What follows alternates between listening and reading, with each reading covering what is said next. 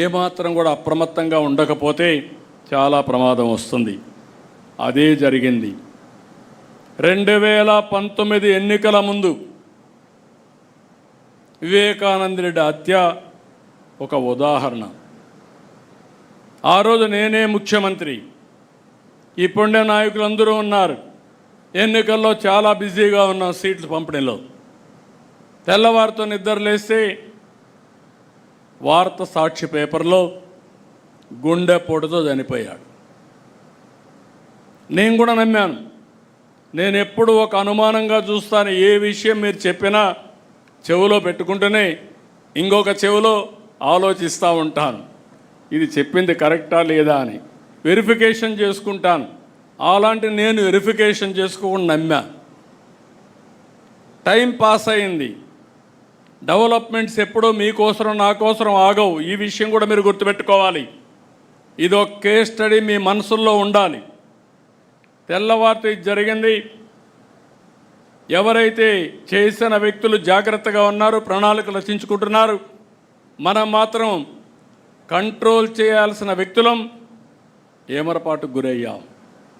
ఏమరపాటుకు గురవుతానే అక్కడి నుంచి మీరు చూస్తే తీరిగ్గా హైదరాబాద్ నుంచి కారు వచ్చాడు. ఆయన కుమార్తె అడిగింది పోస్ట్ మార్టం చేయమని. అప్పటికే బాక్స్ కూడా రెడీ అయిపోయింది.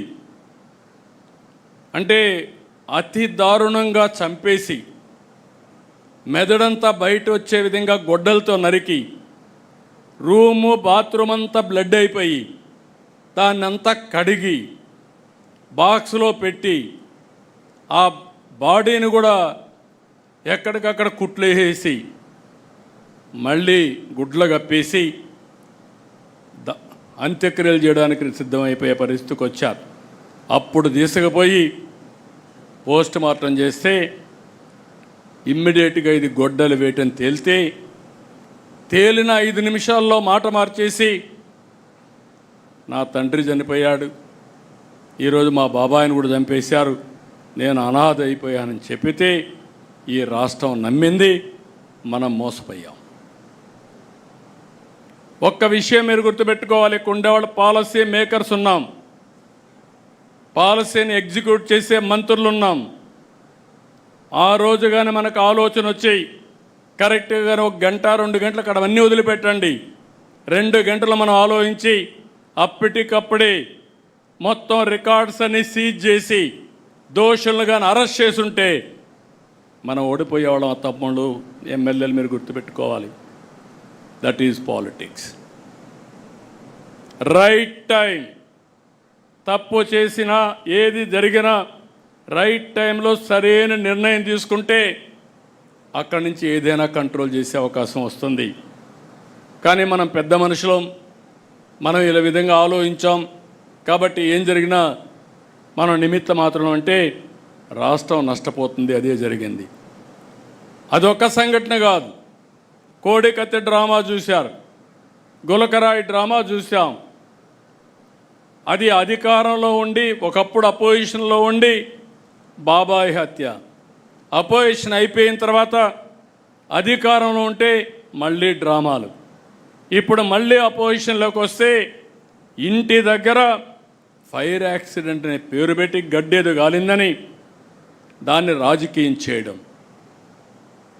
అది చేసినప్పుడు మీ ఇంట్లో టీవీలు ఉన్నాయి, సీసీటీవీ కెమెరాలు ఉన్నాయి, డేటా ఇమ్మంటే నేను డేటా ఇవ్వను, నువ్వేం చేసుకుంటా చేసుకో, కానీ మీరు నాకు సెక్యూరిటీ లేకుండా చేస్తాను ఎదురుదాడి చేయడం. నిన్న మొన్న మీరు చూశారు, ఒక రాజకీయ నాయకుడు పరామర్శిస్తాడు, తప్పు లేదు, పరామర్శించేవాడు ఎవరిని పరామర్శించాలి? గంజాయి బ్యాచ్నా, రౌడీ షీటర్నా? అంటే మీ పార్టీలో ఉండే రౌడీ షీటర్లు గంజాయి బ్యాచ్ని మీరు ప్రోత్సహిస్తే మేము యాక్షన్ తీసుకుంటే అది తప్పు. యాక్షన్ తీసుకోకపోతే మీ అందరికీ లైసెన్సు.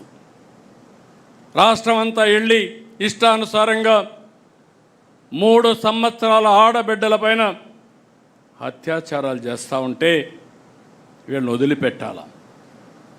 వదిలిపెట్టకుండా ఫర్మ్ యాక్షన్ తీసుకుంటే పోలీసులు ఎక్సెస్గా బిహేవ్ చేస్తున్నారని మాట్లాడతారు. అది అయిన తర్వాత మీరు చూశారు. రెండోది నేరుగా గుంటూరు సత్తెనపల్లిలో మీరు జరిగింది చూస్తే ఎంత దారుణంగా జరిగిందో ఒక్కసారి మీరు గుర్తుపెట్టుకోండి. కారులో పోతూ కారు కింద హిట్ అండ్ గో, చక్రాల కింద మనిషి పడిపోతే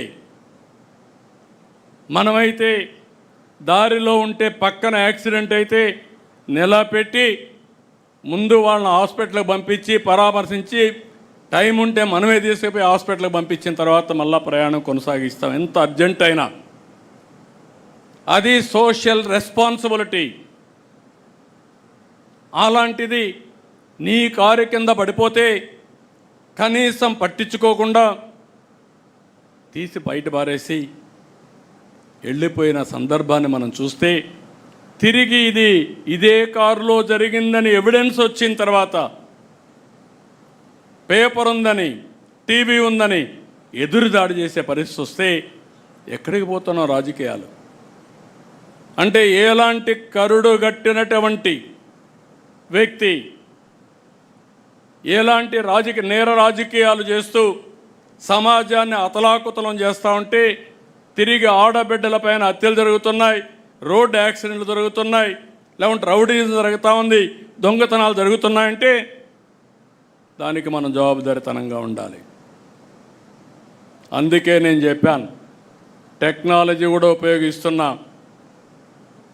ఎవ్రీవేర్ టెక్నాలజీ కూడా ఉపయోగించి ఎవరైనా సరే తప్పులు చేస్తే వాళ్ళని సాక్ష్యాధారాలతో పెట్టి ప్రజల్లో చైతన్యం తీసుకొచ్చి వీళ్ళ అరాచకాలకు అడ్డుకట్టేసే విధంగా ఈరోజు కార్యక్రమాలు చేస్తున్నాను. నాకు కావాల్సింది ఒకటే గుర్తుపెట్టుకోండి, public safety is most important. ఎవడైనా సరే తప్పు చేస్తే అలాంటి వారిని కఠినంగా శిక్షించి లా అండ్ ఆర్డర్ కాపాడడం తెలుగుదేశం పార్టీ బాధ్యత, ఎన్డీఏ బాధ్యత. ఆ విషయం వీళ్ళు గుర్తుపెట్టుకోవాల్సిందిగా మరొక్కసారి కోరుతున్నా. ప్రజలకు కూడా ఈ విషయాలు తెలియాల్సిన అవసరం ఉంది. కులం పేరుతో రెచ్చగొడతారు, మతం పేరుతో రెచ్చగొడతారు. ఒక పాస్టర్ హైదరాబాద్ నుంచి బయలుదేరి వచ్చి తాగుతూ వచ్చి కడాన యాక్సిడెంట్ చనిపోతే ప్రభుత్వం చంపేసిందని పెడతారు, పోలీసులు చంపేశారని పెడతారు. నేను సమాచారం ఇమ్మంటాను, సాక్ష్యాలు ఇమ్మంటాం, సమాధానం చెప్పరు. వెనకుండే రాజకీయాలు చేస్తారు.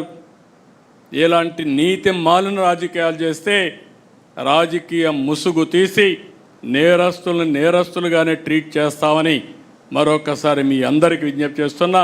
ఇక్కడ మీకు కూడా గుర్తుపెట్టుకోవాల్సింది, ఎప్పుడు కూడా అబద్ధం అనేది చాలా పవర్ఫుల్. ఇది నిజం గడప దాటేసరికి అబద్ధం ఊరంతా చుట్టొస్తుంది.